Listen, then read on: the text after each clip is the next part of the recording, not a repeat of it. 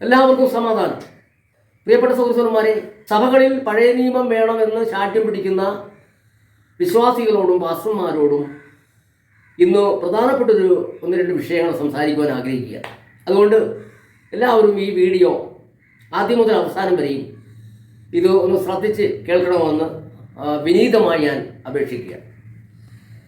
നമുക്കതിന് വേണ്ടുന്ന നമ്മുടെ കർത്താവ് പറഞ്ഞിട്ടുള്ള ഒരു വചനം നമുക്ക് ഇന്ന് വായിക്കാം. ലൂക്കോസിൻ്റെ സുവിശേഷം 24-ാം അധ്യായം അതിൻ്റെ 13 മുതലുള്ള വാക്യങ്ങൾ ഞാൻ വായിക്കാൻ പോയി. അന്നു തന്നെ അവരിൽ 2 പേർ യെരുശലേമിൽ നിന്ന് 7 നാഴിക ദൂരമുള്ള എമ്മാവൂസ് എന്ന ഗ്രാമത്തിലേക്ക് പോകയിൽ. എന്താണ് ഇതിനെക്കുറിച്ച് സംസാരിക്കുന്നതെന്ന് വെച്ചാൽ, നമ്മുടെ കർത്താവ് മരിച്ചു ഉയർത്തപ്പോൾ മഗ്ദലക്കാരത്തി മറിയയും സഹോദരിമാരെ എല്ലാവരും കൂടെ കടന്ന് ഓടിച്ചെന്നു. അവർ ചെന്നത് എന്തിനോ? അവർ സ്തോത്രം, ആഴ്ചവെടുത്തിൻ്റെ 1-ാം ദിവസം കർത്താവ് അടക്കപ്പെട്ട കല്ലറയിൽ അവർ പോയതാണ്. അവിടെ അവർക്ക് ചില കാര്യങ്ങൾ അവർക്ക് ചെയ്യാനുണ്ടായിരുന്നു. അതിനുവേണ്ടി ചെന്നപ്പോൾ അവിടെ കർത്താവിൻ്റെ കല്ലറ തുറന്നു കിടക്കും. കർത്താവിനെ അവിടെ കാണില്ല. അപ്പോൾ അതിനെക്കുറിച്ച് അവർ സങ്കടപ്പെട്ടും ദുഃഖിച്ചും വ്യാകുലപ്പെട്ടും അവർ കർത്താവ് ഉയർക്കുമെന്നുള്ള ചിന്തകളൊക്കെ അവർക്ക് മാറിപ്പോയി. അപ്പം അങ്ങനെ ഇരിക്കുമ്പോൾ മഗ്ദലക്കാരത്തി മറിയയ്ക്ക് കർത്താവ് പ്രത്യക്ഷപ്പെട്ട വിഷയം, അവിടെ ചെന്ന് ശിഷ്യന്മാർ അതറിഞ്ഞു. അവർ പോകുന്ന വഴിക്ക് എമ്മാവൂസിലേക്ക് പോയ 2 ശിഷ്യന്മാരോട് കർത്താവ് ഇടപെടുകയാണ്. കർത്താവാണെന്ന് അവർക്ക് അറിയത്തില്ല. അന്ന് തന്നെ അവർ 2 പേർ യെരുശലേമിൽ നിന്ന് 7 നാഴിക ദൂരമുള്ള എമ്മാവൂസ് എന്ന ഗ്രാമത്തിലേക്ക് പോവുകയും ഈ സംഭവിച്ചതിനെക്കുറിച്ചൊക്കെയും തമ്മിൽ സംസാരിച്ചും തർക്കിച്ചും കൊണ്ടിരിക്കുമ്പോൾ യേശു താനും അടുത്ത് ചെന്നു അവരോട് ചേർന്ന് നടന്നു. അവനെ അറിയാതെ വണ്ണം അവരുടെ കണ്ണ് നിരോധിച്ചിരുന്നു. അവൻ അവരോട്, നിങ്ങൾ വഴി നടന്ന് തമ്മിൽ വാദിക്കുന്ന ഈ കാര്യം എന്ത് എന്ന് ചോദിച്ചു. അവർ വാടിയ മുഖത്തോടെ നിന്ന്, ക്ലെയോപ്പാവ് എന്നു പേരുള്ളവൻ യെരുശലേമിലെ പരദേശികളിൽ നീ മാത്രം ഈ നാളുകളിൽ അവിടെ സംഭവിച്ച കാര്യം അറിയാതിരിക്കുന്നോ എന്ന് ഉത്തരം പറഞ്ഞു. അതായത് കർത്താവ് അവരോട് ചോദിക്കുകയാണ്, സ്തോത്രം, നിങ്ങൾ വഴി നടന്ന് തമ്മിൽ വാദിക്കുന്ന ഈ കാര്യം എന്തെന്ന് കർത്താവ് ചോദിച്ചതിന് വാടിയ മുഖത്തോടെ കർത്താവിൻ്റെ മുമ്പിൽ നിൽക്കുകയാണ്. സ്തോത്രം. ക്ലെയോപ്പാവ് എന്നു പേരുള്ള ഒരു ശിഷ്യൻ പറയുകയാണ്, യെരുശലേമിലെ പരദേശികളിൽ നീ മാത്രം ഈ നാളുകളിൽ അവിടെ സംഭവിച്ച കാര്യം അറിയാതിരിക്കുന്നു എന്ന് ഉത്തരം പറഞ്ഞു. ഏതെന്ന് കർത്താവ് അവരോട് ചോദിച്ചതിന് അവർ അവനോട് പറഞ്ഞത്, ദൈവത്തിനും സകല ജനത്തിനും മുമ്പാകെ പ്രവൃത്തിയിലും വാക്കിലും ശക്തിയുള്ള പ്രവാചകനായിരുന്ന നസറായനായ യേശുവിനെ കുറിച്ചുള്ളത് തന്നെ. നമ്മുടെ പുരോഹിതന്മാരും പ്രമാണികളും അവനെ മരണവിധിക്ക് ഏൽപ്പിച്ചു ക്രൂശിച്ചു. ഞങ്ങളോ അവൻ ഇസ്രായേലിനെ വീണ്ടെടുപ്പാനുള്ളവൻ എന്ന് ആശിച്ചിരുന്നു. അത്രയുമല്ല, ഇത് സംഭവിച്ചിട്ട് ഇന്ന് 3-ാം നാളാകുന്നു. ഞങ്ങളുടെ കൂട്ടത്തിൽ ചില സ്ത്രീകൾ രാവിലെ കല്ലറയ്ക്കൽ പോയി അവൻ്റെ ശരീരം കാണാതെ മടങ്ങി വന്നു. അവൻ ജീവിച്ചിരിക്കുന്നു എന്ന് പറഞ്ഞ് ദൂതന്മാരുടെ ദർശനം കണ്ടു എന്ന് പറഞ്ഞു ഞങ്ങളെ ഭ്രമിപ്പിച്ചു. കണ്ടോ, ആ ക്ലെയോപ്പാവും അദ്ദേഹത്തിൻ്റെ കൂടെയുള്ള സഹോദരന്മാർ 2 പേരും കൂടെ പറയുകയാണ്, ഞങ്ങളെ ഇങ്ങനെ പറഞ്ഞ് ഭ്രമിപ്പിച്ചു. സ്തോത്രം. ഞങ്ങളുടെ കൂട്ടത്തിൽ ചിലർ കല്ലറക്കൽ ചെന്നു സ്ത്രീകൾ പറഞ്ഞതുപോലെ തന്നെ കണ്ടു, അവനെ കണ്ടില്ല താൻ. അവൻ അവരോട്, അയ്യോ ബുദ്ധിഹീനരെ. കർത്താവായ യേശു ഈ 2 ശിഷ്യന്മാരോട് പറയുന്നു, അയ്യോ ബുദ്ധിഹീനരെ. എന്താ അങ്ങനെ വിളിക്കാൻ കാരണം? അവർ ഈ പറഞ്ഞിട്ട് കർത്താവ് നേരത്തെ പറഞ്ഞ കാര്യങ്ങളൊക്കെ എല്ലാം അവർ മറന്നുപോയി. അവർ വിശ്വസിച്ചില്ല. ഇങ്ങനെ കർത്താവ് മരിച്ചു ഉയർക്കുമെന്നുള്ളത് കൃത്യമായിട്ടും കർത്താവ് അവരോട് പറഞ്ഞു. പക്ഷേ അവരാരും അത് ഓർത്തിരിക്കുന്നില്ല. അവർക്ക് വിശ്വാസമുണ്ടായിരുന്നെങ്കിൽ അവർക്ക് അത് ഓർത്തിരിക്കാമായിരുന്നു. പക്ഷെ അവർ വിശ്വസിച്ചില്ല. എവിടെ കർത്താവ് അവരോട് പറയുകയാണ്, സ്തോത്രം, അയ്യോ ബുദ്ധിഹീനരെ, പ്രവാചകന്മാർ പറഞ്ഞിരിക്കുന്നതെല്ലാം വിശ്വസിക്കാത്ത മന്ദബുദ്ധികളെ. ക്രിസ്തു ഇങ്ങനെ കഷ്ടം അനുഭവിച്ചിട്ട് തൻ്റെ മഹത്വത്തിൽ കടക്കേണ്ടതല്ലയോ എന്ന് പറഞ്ഞ് മോശ തുടങ്ങി സകല പ്രവാചകന്മാരിൽ നിന്നും എല്ലാ തിരുവെഴുത്തുകളിലും തന്നെക്കുറിച്ചുള്ളത് അവർക്ക് വ്യാഖ്യാനിച്ചു കൊടുത്തു. സ്തോത്രം. പ്രിയപ്പെട്ട സഹോദരന്മാരെ, ഇന്ന് പഴയ നിയമം വേണം, ന്യായപ്രമാണം വേണമെന്ന് ശാഠ്യം പിടിക്കുന്ന ദൈവമക്കളായിരിക്കുന്ന വിശ്വാസികളായിരിക്കുന്നവരോടാണ് എനിക്ക് പറയാനുള്ളത്. ഇത് എന്താണ് കർത്താവ് ഇങ്ങനെ പറയാനുള്ള കാരണം? കർത്താവ് അവരോട്, ഇവരെല്ലാം ഇസ്രായേലരാണ്, ഇവരോട് കർത്താവ് നേരത്തെ പറഞ്ഞിട്ടുള്ള കാര്യങ്ങളൊന്നും ഇവർ വിശ്വസിക്കാത്തത് കൊണ്ടാണ് അവർ മറന്നു പോകുന്നത്. അവർ വിശ്വസിച്ചിരുന്നെങ്കിൽ അവർക്ക് ഓർമ്മ ഉണ്ടായിരുന്നു. അപ്പം വിശ്വസിക്കാത്തവരോടാണ് കർത്താവ് എടുത്ത് പഴയ തിരുവെഴുത്തുകൾ എടുത്ത് സംസാരിച്ചിരിക്കുന്നത്. നാം മനസ്സിലാക്കണം, ഇതുപോലെ തന്നെയാണ് സ്തെഫാനോസും, ഇതുപോലെ തന്നെയാണ് പൗലോസും, ഇതുപോലെ തന്നെയാണ് പത്രോസും, ഇതുപോലെ തന്നെയാണ് യോഹന്നാൻ, ഇതുപോലെ തന്നെയാണ് യാക്കോബ്. ഇങ്ങനെയുള്ളവരെല്ലാം ഇവരോട്, അപ്പോസ്തലന്മാരും സുവിശേഷകന്മാരും പ്രവാചകന്മാരും എല്ലാവരും ഇത് തന്നെയാണ് ഇസ്രായേലിനോട് പറയുന്നത്. കാരണം ഇസ്രായേൽ വിശ്വസിക്കുന്നില്ല. വിശ്വസിച്ച ഇസ്രായേലാണ് അവരോട് പറയുന്നത്. നമ്മുടെ ന്യായപ്രമാണത്തിലും പ്രവാചക പുസ്തകങ്ങളിലും പഴയ നിയമങ്ങളിലും സങ്കീർത്തനങ്ങളിലും കർത്താവായ യേശുക്രിസ്തുവിനെ കുറിച്ച് എഴുതിയിരിക്കുന്നു. അത് വിശ്വസിക്കണം. അത് വിശ്വസിക്കണമെന്നാണ് ഈ യേശു കർത്താവും അപ്പോസ്തലന്മാരും പറഞ്ഞുകൊണ്ടിരിക്കുന്നത്. പ്രിയപ്പെട്ട സഹോദരന്മാരെ, അവർക്കാണ് ന്യായപ്രമാണം ഉള്ളത്. ന്യായപ്രമാണം പറയുന്നതല്ല, ന്യായപ്രമാണത്തിന് കീഴുള്ളവരോട് പ്രസ്താവിക്കുന്നു എന്നാണ് വചനം പറയുന്നത്. അപ്പോൾ ന്യായപ്രമാണത്തിന് കീഴുള്ളവർ ന്യായപ്രമാണത്തിൽ എഴുതിയിരിക്കുന്നത് വിശ്വസിക്കാത്തവരോടാണ് കർത്താവും ശിഷ്യന്മാരും ഇത് പറഞ്ഞത്. പ്രിയപ്പെട്ട സഹോദരന്മാരെ, നമ്മൾ അങ്ങനെയുള്ളവരല്ല. നമ്മൾ ജാതികളാണ്. നമുക്ക് കർത്താവിൻ്റെ ക്രൂശ് മരണത്തിന് മുമ്പ് നമുക്കൊരു പ്രമാണവുമില്ല. നമ്മൾ കാണുന്നതിനെ ആരാധിച്ചു പോകുന്നവരാണ്. നമ്മൾ ജാതികളാണ്. അപ്പോൾ നമ്മളോട് ഈ ന്യായപ്രമാണത്തിലെ കാര്യം പറഞ്ഞ് പഠിപ്പിക്കേണ്ട കാര്യമില്ല. പഴയ നിയമത്തിലെ കാര്യം പറഞ്ഞ് നമ്മളെ പഠിപ്പിക്കേണ്ട കാര്യമൊന്നുമില്ല. കാരണം നമ്മൾ അധർമ്മികളാണ്, അക്രമികളാണ്, അനുസരണം കിട്ടവരാണ്, കല്ലിനെയും കുമ്മായത്തെയും ഒക്കെ നമ്മൾ ആരാധിച്ചു പോരുന്നവരാണ്. അപ്പോൾ നമ്മളോട് എന്ത് പറയാനുണ്ട്? നമുക്ക് വേണ്ടി ക്രൂശിക്കപ്പെട്ട ഈ യേശുവിനെ മാത്രം നമുക്ക് വെളിപ്പെടുത്തി തന്നാൽ മതി. കാരണം നമുക്ക് രക്ഷ അവനിലൂടെയാണ്. കർത്താവായ യേശുക്രിസ്തുവിൽ കൂടിയാണ് നമുക്ക് രക്ഷ. അപ്പം നമുക്ക് ഈ കർത്താവായ യേശുക്രിസ്തുവിനെ മാത്രം നമുക്ക് വെളിപ്പെടുത്തി തന്നാൽ മതി. മോശയെ നമുക്ക് കാണിക്കേണ്ട, അബ്രഹാമിനെ കാണിച്ചു തരണ്ട, ഇസ്ഹാക്കിനെ കാണിക്കേണ്ട, യാക്കോബിനെ കാണിക്കേണ്ട, പഴയ നിയമത്തിലുള്ള ആരെയും നമുക്ക് കാണിച്ചു തരേണ്ട ആവശ്യമില്ല. പറഞ്ഞ മനസ്സിലാകുന്നുണ്ടോ? ഇത് നമുക്ക് മനസ്സിലാക്കണം. ഇതൊരു വെളിപ്പാടാണ്. അപ്പോൾ നമുക്ക് പഠിക്കാനുള്ള എന്താണ്? അതുകൊണ്ട് വ്യക്തമായിട്ട് നമുക്ക് ഒരു വാക്യം വായിക്കാം. എബ്രായർ 2-ാം അധ്യായത്തിൻ്റെ 1 മുതൽ വായിക്കാം. സ്തോത്രം. അതുകൊണ്ട് നാം വല്ലപ്പോഴും ഒഴുകിപ്പോകാതിരിക്കേണ്ടതിന് കേട്ടത് അധികം ശ്രദ്ധയോടെ കരുതിക്കൊള്ളുവാൻ ആവശ്യമാകുന്നു. ദൂതന്മാർ മുഖാന്തരം അരുളി ചെയ്ത വചനം സ്ഥിരമായിരിക്കുകയും ഓരോരോ ലംഘനത്തിനും അനുസരണക്കേടിനും ന്യായമായ പ്രതിഫലം ലഭിക്കുകയും ചെയ്തുവെങ്കിൽ കർത്താവ് താൻ പറഞ്ഞു തുടങ്ങിയതും ദൈവം അടയാളങ്ങളാലും അത്ഭുതങ്ങളാലും വിവിധ വീര്യപ്രവൃത്തികളാലും തൻ്റെ ഇഷ്ടപ്രകാരം പരിശുദ്ധാത്മാവ് നൽകിക്കൊണ്ടും സാക്ഷി നിന്നതും കേട്ടവ നമുക്ക് ഉറപ്പിച്ചു തന്നതുമായ ഇത്ര വലിയ രക്ഷ നാം ഗണ്യമാക്കാതെ പോയാൽ എങ്ങനെ തെറ്റിയൊഴിയും? അപ്പോൾ ഇത്ര വലിയ രക്ഷ ഏതാണെന്ന് പറയുന്നത് ദൂതന്മാർ മുഖാന്തരം പറഞ്ഞ വചനമല്ല. ഓരോരോ ലേഖനത്തിനും അനുസരണമായ പ്രതിഫലം ലഭിക്കുകയും ചെയ്തുവെങ്കിൽ കർത്താവ് താൻ പറഞ്ഞു തുടങ്ങിയതും. പറഞ്ഞു സാർ. അപ്പം നമുക്ക് തന്നിരിക്കുന്ന ഈ രക്ഷ എന്താ അവസാനം പറയുന്നത്?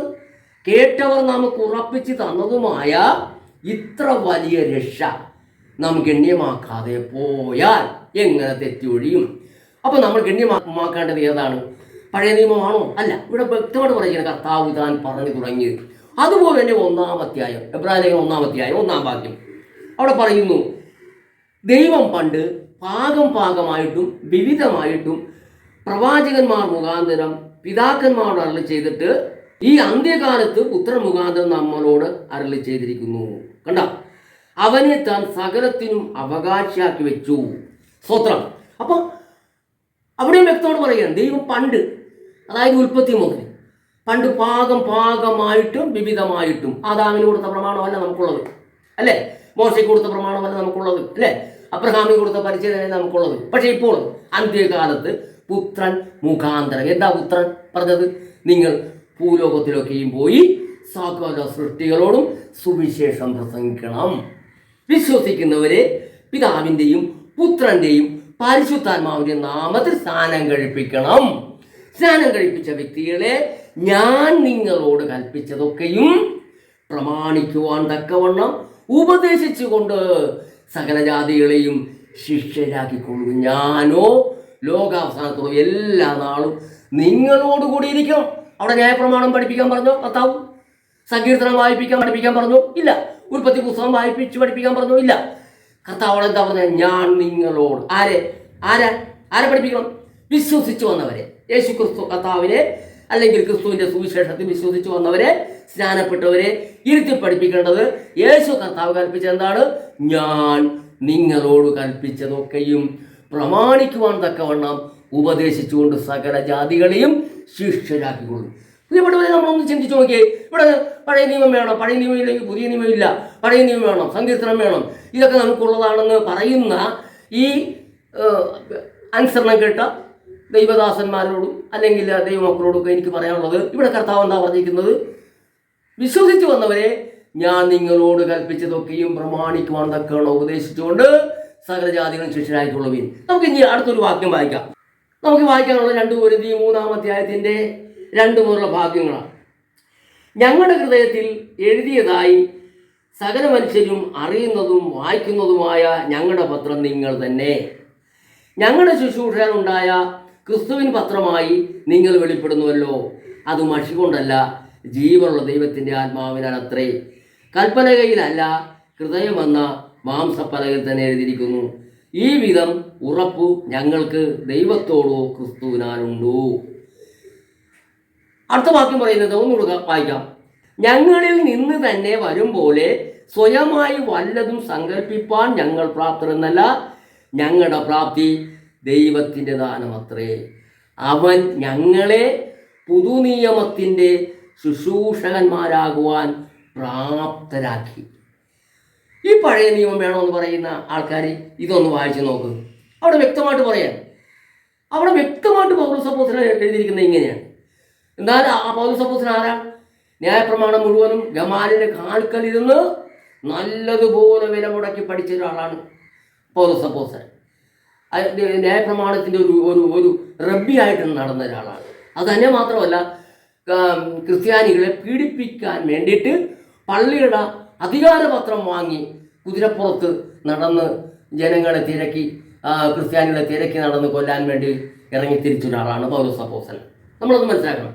ആ പൗലോസപ്പോസ്തലൻ ഇപ്പോൾ പറയാണ്, ഞങ്ങളിൽ നിന്ന്, അതായത് ഇങ്ങനെ പറയാണ്, സ്തോത്രം, ഞങ്ങളിൽ നിന്ന് തന്നെ വരും പോലെ സ്വയമായി വല്ലതും സങ്കല്പിപ്പാൻ ഞങ്ങൾ പ്രാപ്തരെന്നല്ല, ഞങ്ങളുടെ പ്രാപ്തി ദൈവത്തിൻ്റെ ദാനമത്രേ.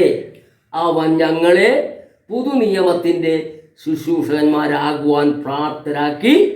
അക്ഷരത്തിൻ്റെ ശുശ്രൂഷകന്മാരല്ല, ആത്മാവിൻ്റെ ശുശ്രൂഷകന്മാരത്രേ എന്നാണ് വിശുദ്ധ അപ്പോസ്തലനായ പൗലോസ് പറയുന്നത്. പ്രിയപ്പെട്ടവരെ, നിങ്ങൾ ഈ പഴയ നിയമം വേണമെന്ന് പറയുന്നവരും ന്യായപ്രമാണം വേണമെന്ന് പറയുന്നവരും സങ്കീർത്തന സഭകൾ വായിപ്പിക്കണമെന്ന് പറയുന്നവരും ഒക്കെ ഇതൊന്ന് വായിച്ച് മനസ്സിലാക്കണം. കാരണം അവിടെ വ്യക്തമായിട്ട് പരിശുദ്ധാത്മാവാണ് അവരെ നയിക്കുന്നത്, അല്ലാതെ ജഡമല്ല, അല്ലാതെ മാനുഷികാത്മാവല്ല, അല്ലാതെ ദുരാത്മാവല്ല അവരെ നയിക്കുന്നത്. അവരെ നയിക്കുന്നത് പരിശുദ്ധാത്മാവാണ്, ദൈവത്തിൻ്റെ ആത്മാവാണ്, ക്രിസ്തുവിൻ്റെ ആത്മാവാണ്. പറഞ്ഞ മനസ്സിലായോ? അപ്പം ക്രിസ്തുവിന് കൊടുത്ത അതേ ആത്മാവ് തന്നെയാണ് ക്രിസ്തുവിൽ കൂടെ അവർക്ക് ലഭിച്ചിരിക്കുന്നത്. അതുകൊണ്ടാണ് ക്രിസ്തുവിൻ്റെ ആത്മാവെന്ന് പറയുന്നത്. ആ ക്രിസ്തുവിൻ്റെ ആത്മാവാണ് അവരെ നയിക്കുന്നത്. കാരണം യോഹന്നാൻ്റെ സുവിശേഷം 16-ാം അധ്യായത്തിൽ യേശു കർത്താവ് തൻ്റെ ശിഷ്യന്മാരോട് സംസാരിച്ചുകൊണ്ടിരിക്കുമ്പോൾ പറഞ്ഞിരുന്നു, ഇനിയും വളരെയധികം നിങ്ങളോട് പറവാനുണ്ട്, എന്നാൽ ഇപ്പോൾ നിങ്ങൾക്ക് വഹിപ്പാൻ കഴിവില്ല. സത്യത്തിൻ്റെ ആത്മാവ് വരുമ്പോൾ അവൻ നിങ്ങളെ സകല സത്യത്തിലും വഴി നടത്തും. അവൻ സ്വയമായി സംസാരിക്കാതെ, വരുന്ന പരിശുദ്ധാത്മാവ് സ്വയമായി സംസാരിക്കാതെ താൻ കേൾക്കുന്നത് സംസാരിക്കുകയും വരുവാനോ നിങ്ങൾക്ക് അറിയിച്ചു തരികയും ചെയ്യും. അവൻ എനിക്കുള്ളതിൽ നിന്ന് എടുത്ത് നിങ്ങളെ അറിയിക്കുന്നത് കൊണ്ട് അവൻ എന്നെ മഹത്വപ്പെടുത്തുമെന്ന് പരിശുദ്ധാത്മാവ് വരുമ്പോൾ കർത്താവായ യേശു ക്രിസ്തുവിനെ മഹത്വപ്പെടുത്തുമെന്ന് അപ്പോസ്തലന്മാരിൽ കൂടെ പറഞ്ഞത് മനസ്സിലാണല്ലോ.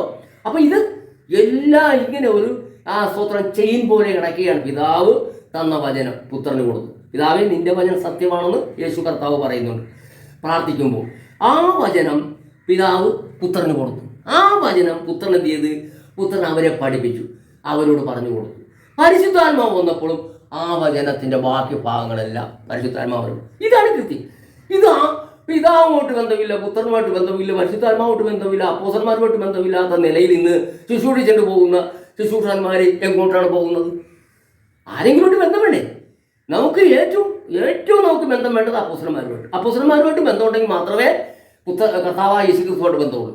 കർത്താവായ യേശു ക്രിസ്തുവായിട്ടുള്ള ബന്ധമുണ്ടെങ്കിൽ മാത്രമേ പിതാവുമായിട്ട് ബന്ധമുള്ളൂ. പറഞ്ഞ വ്യവസായ ഇവിടെ എല്ലാം പരിശുദ്ധാത്മാവാണ് പ്രവർത്തിക്കുന്നത്. അപ്പോൾ അതുകൊണ്ട് നമുക്ക് ഇവരോട് ആരുമായിട്ടും ബന്ധമില്ല. ഇവർ പറഞ്ഞതൊന്നും നമ്മൾ അനുസരിക്കാതെ നമുക്ക് സ്വയമായിട്ട് വരുന്ന ആ ഉപദേശവും ആ ആലോചനകളും ആര് തരുന്നതാണ്? അത് ആകാശ മണ്ഡലങ്ങളിൽ ഇരിക്കുന്നവൻ തരുന്നതല്ലേ? ആകാശ മണ്ഡലങ്ങളിൽ ഇരുന്ന് ഈ രാജ്യം മുഴുവൻ ലോകം മുഴുവൻ ഭരിക്കുന്നവനല്ലേ തരുന്നത്? ആ ആത്മാവിലാണ് ഇന്നത്തെ സഭകളുടെ പോക്ക്. അത് മനസ്സിലാക്കണം.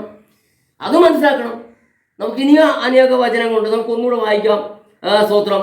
2 കൊരിന്ത്യർ 4-ാം അധ്യായം അതിൻ്റെ 1, 2, 3 വാക്യം വായിക്കാം. അതുകൊണ്ട് ഞങ്ങൾക്ക് കരുണ ലഭിച്ചിട്ട് ഈ ശുശ്രൂഷ ഉണ്ടാകയാൽ ഞങ്ങൾ അധൈര്യപ്പെടാതെ ലജ്ജാകരമായ രഹസ്യങ്ങളെ ത്യജിച്ച് ഉപായം പ്രയോഗിക്കാതെയും ദൈവവചനത്തിൽ കൂട്ടിച്ചേർക്കാതെയും സത്യം വെളിപ്പെടുത്തുന്നതിനാൽ ദൈവസന്നിധിയിൽ സകല മനുഷ്യരെയും മനസ്സാക്ഷിക്ക് ഞങ്ങളെ തന്നെ ബോധ്യമാക്കുന്നു.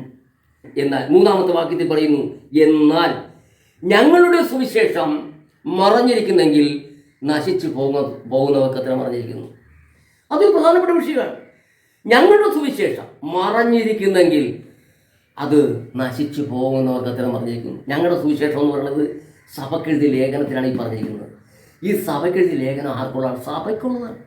അപ്പോൾ സഭയിലുള്ള വിശ്വാസികളോടാണ് പറയുന്നത്, ഞങ്ങളുടെ ഈ സുവിശേഷം, അതായത് സുവിശേഷത്തിൻ്റെ 2-ാം ഭാഗം ലേഖനങ്ങൾ, കട്ടിയായ ആകാരം, ഇത് ഇന്നത്തെ പെന്തക്കോസ്ത് സഭകൾക്ക് മറഞ്ഞിരിക്കുകയാണെങ്കിൽ പ്രിയപ്പെട്ടവരെ ഓർത്തുകൊള്ളുക, അത് നശിച്ചു പോകുന്നവർക്കാണ് മറഞ്ഞിരിക്കുന്നത് എന്നാണ് ഇവിടെ പറയുന്നത്.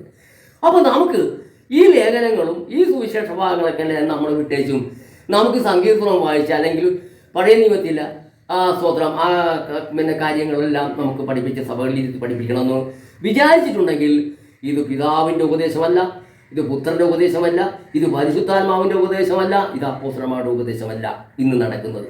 അതുകൊണ്ട് പൂർണ്ണമായിട്ടും ഞാൻ ഇത് വളരെ വളരെ അധികാരത്തോട് ഞാൻ പറയുകയാണ്.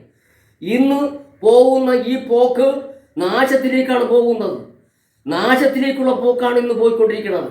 അതുകൊണ്ട് പ്രിയപ്പെട്ടവരെ, നമ്മളൊന്ന് മനസ്സിലാക്കുക, നമുക്കൊരു മടങ്ങിവരവുണ്ടാകുക, മാനസാന്തരപ്പെടുക. വെളിപ്പാട് പുസ്തകത്തിലും വ്യക്തമായിട്ട് പറയുന്നുണ്ട്, ഞാൻ ധനവാൻ സമ്പന്നനായിരിക്കുന്നു, എനിക്കൊന്നിനും മുട്ടില്ല എന്ന് ഇവിടുത്തെ സഭകൾ പറയുമ്പോൾ കർത്താവായ യേശു ക്രിസ്തു, ദൈവത്തിൻ്റെ പുത്രനായ ക്രിസ്തു പറയുന്നു, നീ നിർഭാഗ്യനും അരിഷ്ടനും ദരിദ്രനും കുരുടനും നഗ്നനും എന്നറിയാതിരിക്കുക, നീ സമ്പന്നനാകേണ്ടതിന്, ആത്മീയമായി നീ സമ്പന്നനാകേണ്ടതിന് തീയിൽ ഊതിക്കഴിച്ച പൊന്നും നിന്റെ നഗ്നതയുടെ ലജ്ജ വെളിവാകാതെ വണ്ണം ധരിക്കേണ്ട വെള്ളയുടുപ്പും നിനക്ക് കാഴ്ച ലഭിക്കേണ്ടി കണ്ണിലെഴുതുവാൻ ലേപവും എന്നോട് വിലക്ക് വാങ്ങുവാൻ ഞാൻ നിന്നോട് ബുദ്ധി പറയുന്നു. എന്താണ് ഈ തീയിൽ ഊതിക്കഴിച്ച പൊന്ന്? പ്രിയപ്പെട്ടവരെ, അപ്പോസ്തലന്മാരുടെ ഉപദേശത്തിനാണ് വ്യക്തമായി പറയുന്നത് തീയിൽ ഊതിക്കഴിച്ച പൊന്നെന്ന് പറയുന്നത്. ആ ഉപദേശത്തിലേക്ക് മടങ്ങി വരണമെന്നാണ് വെളിപ്പാട് പുസ്തകത്തിൽ. ഒന്ന് വ്യക്തമായിട്ട് നമ്മൾ മനസ്സിലാക്കണം. യോഹന്നാൻ അപ്പോസ്തലനെ കൊല്ലുവാനായിട്ട് തിളച്ച എണ്ണയിൽ മുക്കിയതാ, പക്ഷേ മരിച്ചില്ല. കാരണം മരിക്കാനുള്ള സമയമായില്ല.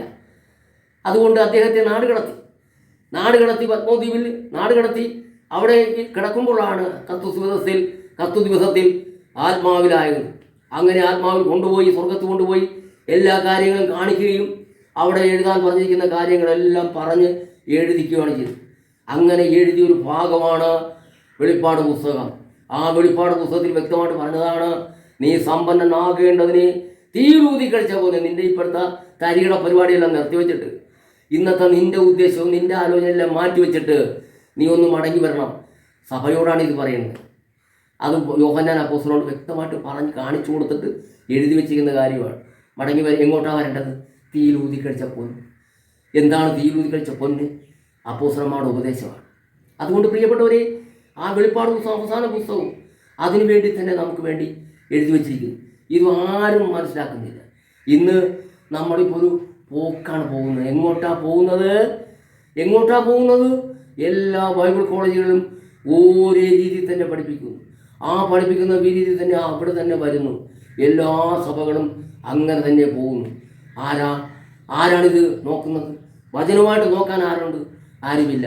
അതുകൊണ്ട് എൻ്റെ പ്രിയപ്പെട്ട സഹോദരന്മാരെ, പഴയ നിയമം വേണമെന്നും ന്യായപ്രമാണം വേണമെന്നും പഴയ നിയമമില്ലെങ്കിൽ പുതിയ നിയമമില്ലെന്ന് പറയുന്ന ആ ദുരുപദേഷ്ടാക്കന്മാരോടും വഞ്ചകന്മാരോടും സ്വത്രം തെറ്റിച്ച് കളയുന്ന തന്ത്രങ്ങൾ കുടുങ്ങിക്കിടക്കുന്നവരോടും എനിക്ക് പറയാനുള്ളത്, പ്രിയപ്പെട്ട സഹോദരന്മാരെ, കർത്താവായ യേശു പറയുന്നു, വിശ്വസിച്ച് സ്നാനപ്പെട്ടവനോട് പറയുന്നത് എന്താണ്?